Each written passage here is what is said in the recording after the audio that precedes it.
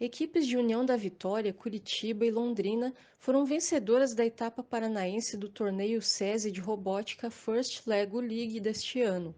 Em formato virtual devido à pandemia, a disputa estadual foi realizada nos dias 5 e 6 de maio.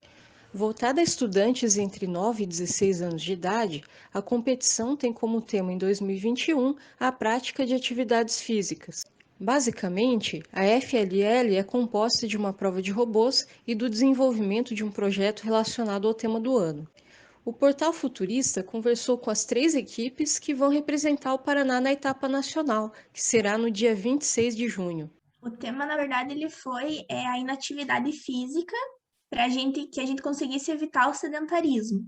Aí a gente, nas nossas pesquisas, depois de fazer formulários, pesquisa de campo, a gente descobriu que o índice de inatividade física nas pessoas com deficiência visual ele era muito elevado.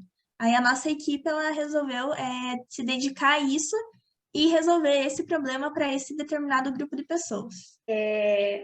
Nós em si planejamos, né? Nosso projeto ele é um aplicativo que ele pode ser utilizado para treinar em casa. Os deficientes visuais eles vão ter a possibilidade de treinar em casa e na academia.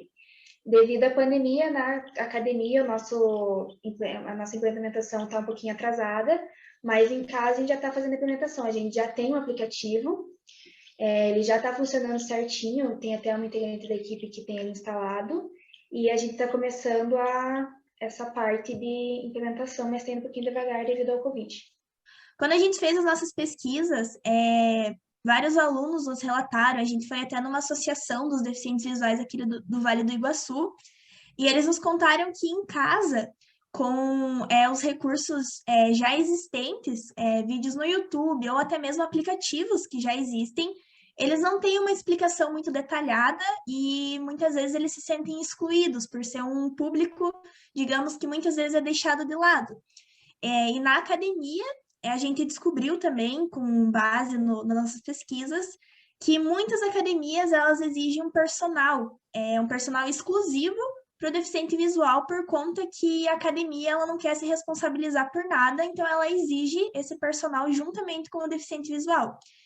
E a gente sabe que isso sai muito caro, a gente fez as nossas estimativas, que o deficiente visual treinando 3 vezes ao dia, 1 hora e meia com o personal, ele teria, além do custo com o personal, o custo mensal da academia, que tem a taxa normalmente, e ele teria um custo de praticamente R$ 965 mensais.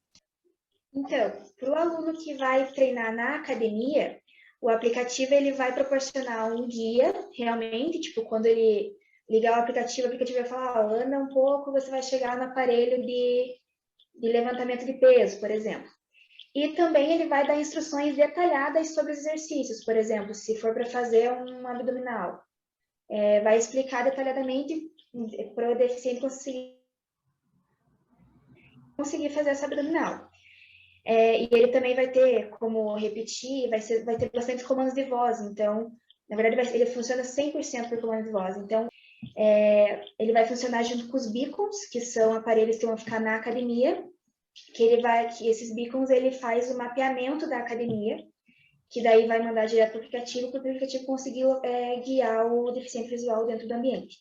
E para os deficientes visuais que vão treinar em casa, como não vai ter aparelhos, por exemplo, o aplicativo ele vai proporcionar a explicação dos exercícios e também treinos prontos. A estudante diz que, para lidar com robótica, é preciso ter conhecimentos de ciências exatas. Sim, matemática, física, às vezes até química. Por exemplo, algo que a gente fala muito, na hora que tipo, o nosso robô está desenvolvendo as missões, a aderência do robô no tapete, as texturas, tanto da borracha do robô, das peças e do próprio tapete, tudo interfere no desenvolvimento dele. Se a borracha ela for um pouco lisa, tipo, o desenvolvimento do robô vai ser diferente. Então, tipo, tudo interfere. E matemática, graus, ângulos, cinética, você tem que ter pelo menos um conhecimento básico de tudo isso para você conseguir desenvolver um robô potente que consiga fazer todas as missões que você planeja.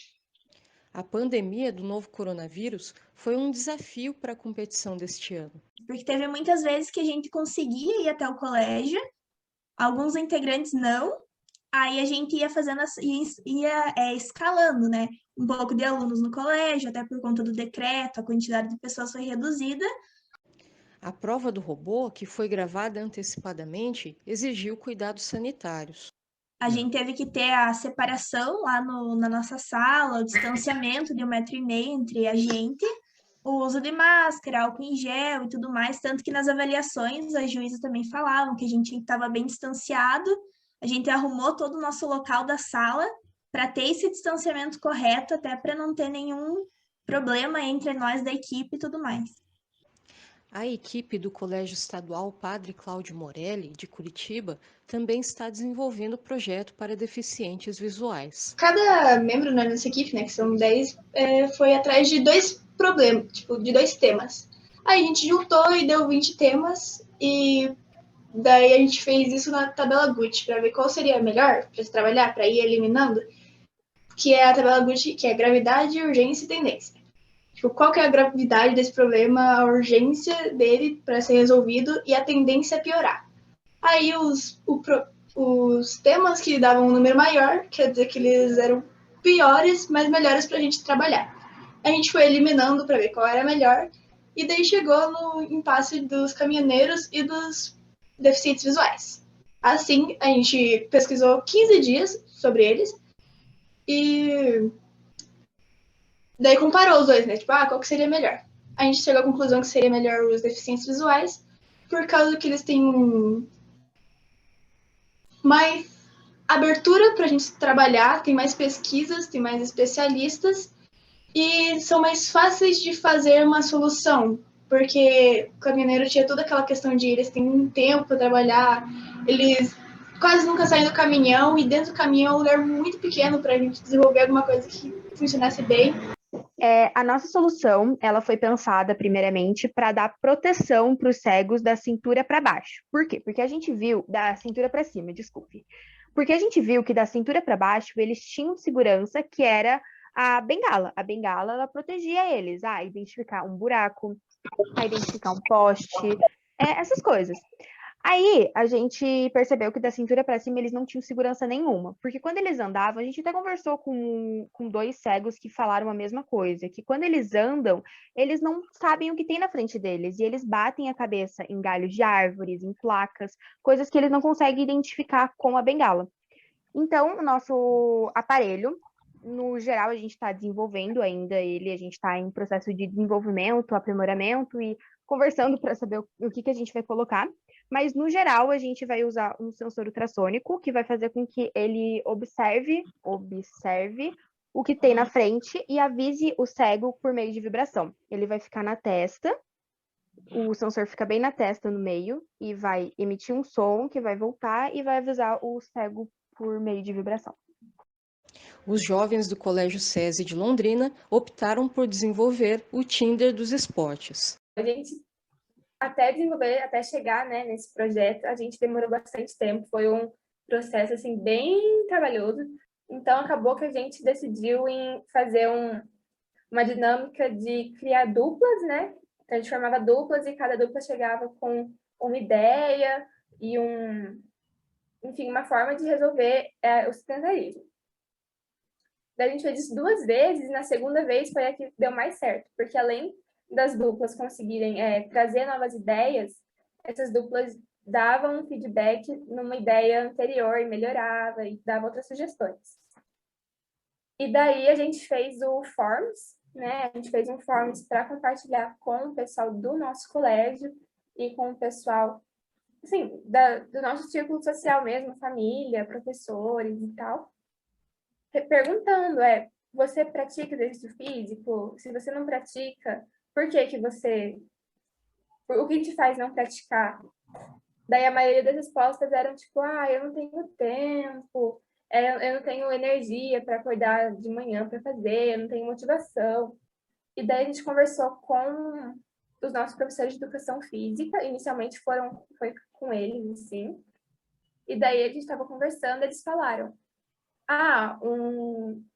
é muito importante essa questão do exercício físico, né? E muitas vezes o que mais motiva as pessoas a praticarem é fazer em grupo, porque além de ser mais leve, mais divertido, a pessoa, além de ter um compromisso com si mesma, ela passa a ter um compromisso com o outro. Então, a gente teve essa ideia de ser tipo um Tinder dos esportes, que combinasse pessoas que tivessem as mesmas condições físicas, né? Tipo, os mesmos objetivos e os mesmos horários livres e os lugares, tipo, lugares em comum que elas praticam exercício, para que elas conseguissem ter esse calendário juntos, praticar exercício juntos e se motivar. E daí o que a gente chegou em conclusão que ia ser mais interessante é fazer em parceria com lojas, estabelecimentos de questões esportivas, assim, de equipamentos de academia ou roupa de academia, suplemento alimentar. Eu já falei com o dono da academia que eu frequento e ele disse sim que é um ótimo aplicativo. Ele acha que não é uma coisa que funcionaria só no papel, né? Que era uma coisa que funcionaria assim na prática. Ele também deu sugestões de como a gente pode melhorar e eu perguntei também se ele seria um possível patrocinador e ele disse que com certeza ele seria. A equipe corre contra o tempo para aperfeiçoar o projeto para a etapa nacional. Acho que é isso mesmo, a gente tá com bastante correria, com bastante coisa para fazer, principalmente com relação ao protótipo do aplicativo, mas a gente vai conseguir, então nossa expectativa acho que é boa.